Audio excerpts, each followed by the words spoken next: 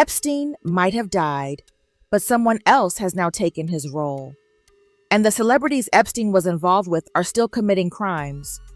Joe Rogan just revealed that Epstein's death changed nothing, and the real masterminds are still out there running the blackmail ring that Epstein was at the center of. They compromised people, and it's been going on forever. Yeah, forever, dude. It's got to be going on right now still. 100%. But it's got to be happening somewhere where you can get away with it. The people Epstein flew and partied with, the people who were regulars at his private island in Zorro Ranch, were never prosecuted or investigated. Their names have been redacted, and the NDAs Epstein forced his victims to sign are still being enforced. These celebrities include some of the biggest actors in Hollywood, high-ranking government officials within the US, the UK, Saudi Arabia, and Europe, and even the CEOs of some of the biggest companies in the world. Even after Epstein's death, these people are still protecting each other, and it's why the DOJ hasn't been able to release the complete client list. That seems so crazy to think there's not a list. That's what Jimmy said. He's a tinfoil hat guy. There's a lady in jail for trafficking. Jimmy, no to no one. Like there's no one who's been arrested that she sent traffic to. That's what, well, there's a list that's out. Who knows if it's fake? I don't know. It could be a fake list. Who knows? But Chris Tucker's on that list, and they asked Chris Tucker on a podcast, "What's up with you being on the list?" He didn't do what Jimmy Kimmel said. Jimmy Kimmel said it's a fake list. Who cares what that list says? It's fake. Chris Tucker goes, "Yeah, I did go on that flight, but we went to Africa and I went with a bunch of diplomats. I didn't know who this Epstein guy was. Like Chris Tucker says, like I had no idea. We were on this plane. We were going to Africa and do some diplomatic, and turns out I didn't know." Well, they definitely got people connected to him by using famous people. Yeah, my point was Chris Tucker basically confirmed that the list was like legit because he's on it, right? Chris Tucker's name first came up in connection to Epstein years ago. Photos of Chris Tucker and President Bill Clinton on Jeffrey Epstein's private plane were leaked by a victim. Chris Tucker went to Africa with Jeffrey Epstein, Bill Clinton, and Kevin Spacey by flying on Epstein's jet on September 2nd, 2002. Chris denied all allegations and said that he had never met Jeffrey Epstein. "You knew Jeffrey Epstein, didn't you?" "No, I did. We flew Bill Clinton and a lot of different that was a humanitarian trip to Africa, and I met him on that trip because it was his plane. I didn't know who plane we was getting on, but it was a whole bunch of dignitary people. We was with a delegation, and yeah, I met him, and you don't know people what they do with their private lives. So, but you got to tell me this, Chris. He was on this private plane, and you could tell that it was a private plane because they called it, was it? Lolita Express. Oh yeah, it was a private plane. Yes. Oh yes. Wait a minute. You didn't never go to that island, did you? No. Chris Tucker was also involved with Sean Diddy Combs, and according to some sources online, also had a close connection to Harvey Weinstein. It's the same story. Every time one criminal is arrested, two more come out to take his place. You would think that arresting Jeffrey Epstein would end the ring he was running. But no, the ring continues with someone else taking control. It's so tangled. The whole thing is just, I think everybody who looks at it realizes this is a rabbit hole that just goes to the center of the earth, and there's so many people involved in that. Here's the big question that people ask. If there was a Jeffrey Epstein, and it seems like all these things he was involved in, is there a Jeffrey Epstein right now that we don't know about? There's a million of them. A million of them.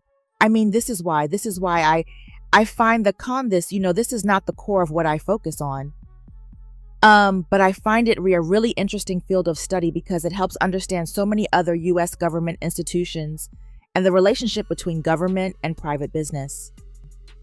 The biggest proof of Epstein's ring of abusers still being active is the fact that the victims are still quiet.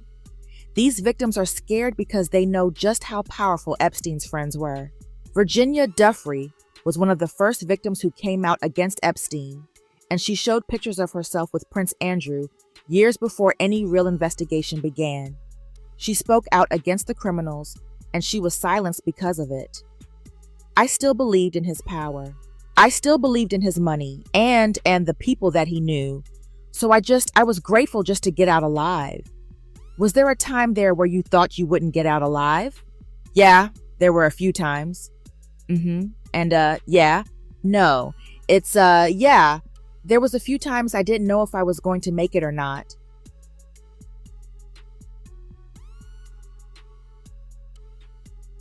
Is that by your own hand?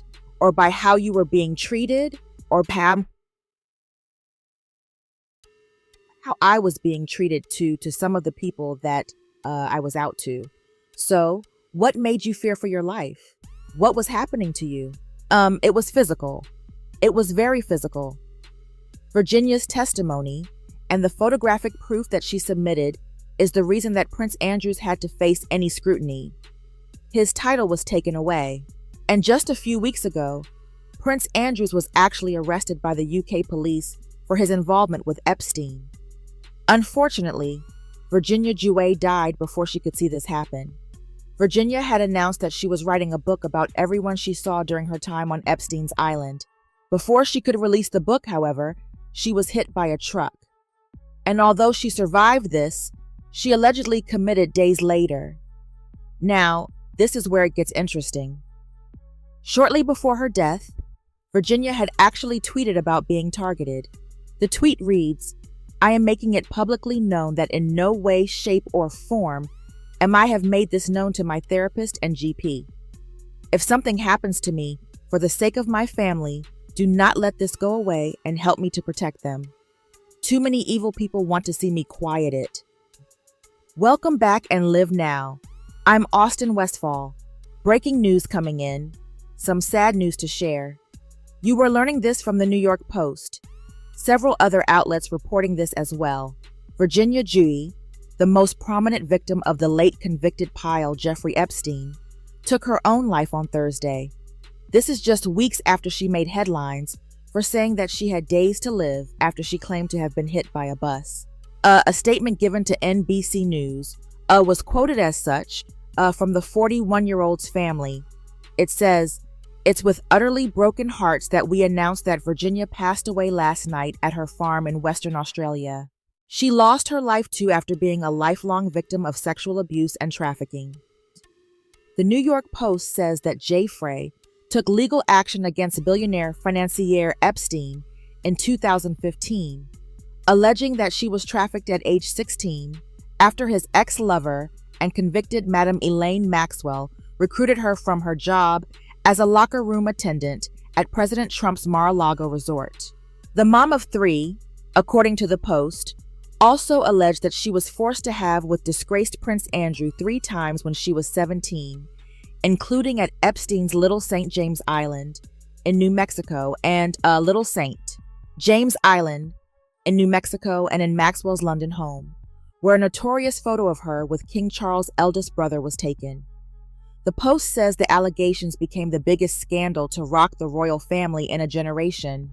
Again, hearing of the sad news just within the past hour, Virginia, the most prominent victim of late convicted Jeffrey Epstein, her own life on Thursday. It was announced on Friday her death. She was 41 years old. Her family confirming this. Several critics online claim that Virginia's was actually now Epstein was already dead by the time that Virginia said she was being targeted.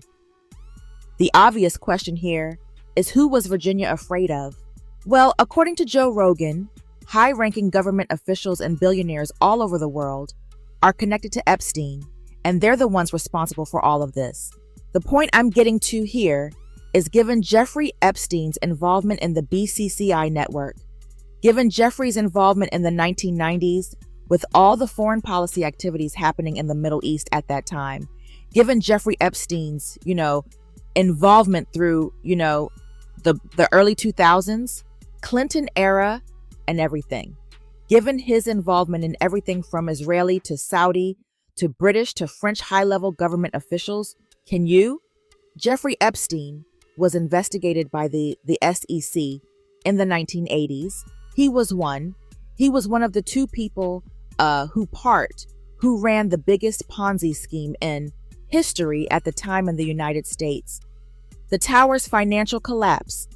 Epstein's business partner goes to jail for like 30 years or 20 years or whatever. But Epstein skates completely free. Epstein gets involved in this huge fraud in the U.S. Virgin Islands with this, billion-dollar fraud case in the U.S. Virgin Islands. Never prosecuted for any of it. Why is that? Well, one is, he may have, in the U.S. Virgin Islands case, he was sponsoring the campaigns basically of the politicians there. The prosecutor's answer to the politicians could be that. But I would be shocked if they're in 40 years of this Where's Waldo Forrest Gump. He's always in the room in 40 years of American foreign policy and intelligence activity, money sourcing for that. For all the crimes that Epstein committed, the concern was the same one they had with Orlando Masser. Don't bring the case, and if you do bring it in a highly limited way, and that's exactly what happened in 2006, the first time he was indicted. Two of these names are Elon Musk and the U.S. Secretary of Commerce Howard Lettitz. Elon Musk pops up in the new Epstein files, mostly through emails from 2012 to 2013, talking about possible meetings, travel plans, and even a potential visit to Epstein's Caribbean island. One email reportedly has Musk asking, "What day/night will be the wildest party on your island?" Which doesn't exactly line up with his earlier claim that he just refused Epstein's invitations. The documents also indicate that Epstein was trying to position himself as a connector in Musk's social and professional circles. Musk, however, says he never went to the island, never flew on the Lolita Express,